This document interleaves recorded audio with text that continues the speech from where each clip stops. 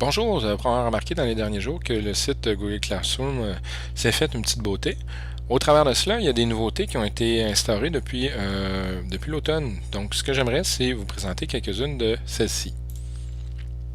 Vous avez probablement remarqué qu'il y a maintenant un onglet Travaux et devoirs qui est là depuis le début de l'automne.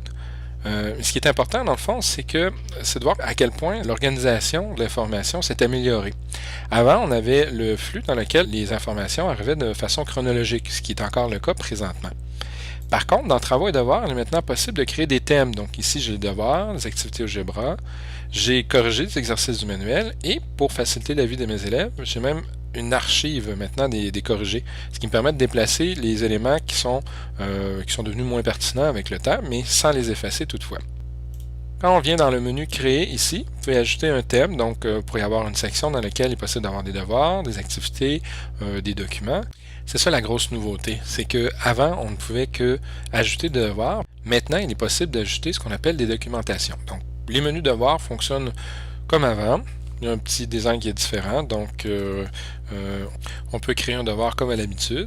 Il n'y a rien vraiment qui a changé. La différence, c'est qu'il est possible maintenant de le placer dans une section particulière. Donc par exemple, ici, je pourrais le mettre dans la section devoir ou le placer à un autre endroit. Les autres options ne changent pas, c'est-à-dire qu'un devoir, on s'attend qu'un élève nous remette un fichier. Ce qu'il y a de particulier présentement, c'est que, étant donné qu'il y a plusieurs sections, on peut utiliser la section Travaux et devoirs pour ajouter des ressources. Par exemple, ici, les ressources sont de type documentation. La documentation, dans le fond, c'est n'importe quel document qu'on voudrait que les élèves puissent avoir accès. Ce qui est intéressant, donc, on met la description et on attache un fichier. La différence, c'est qu'étant donné que c'est une documentation, l'annonce ne demandera pas à l'élève de nous remettre un nouveau fichier. L'avantage ici, si on prend le temps d'observer, c'est qu'il est possible d'avoir les sections devoirs. Présentement, donc, ce sont les devoirs actifs.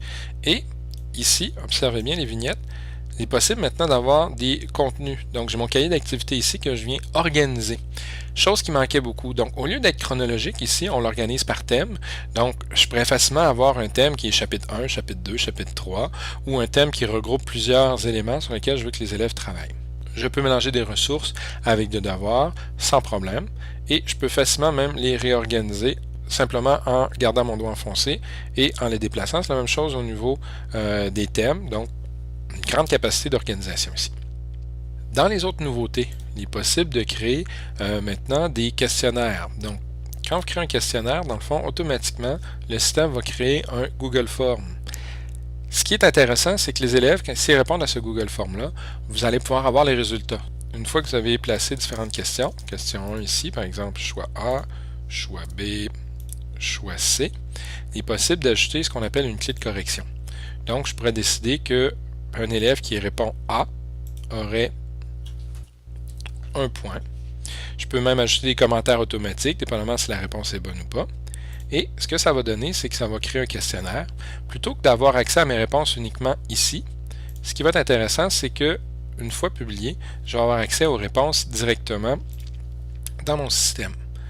Par exemple, ici, c'est un questionnaire que j'avais donné sur les nombres entiers avec des réponses, un point par question. Et il est possible maintenant de voir, si j'affiche le devoir, il est possible de voir les résultats pour chacun de mes élèves. Donc ici, 10 sur 10, 9 sur 10.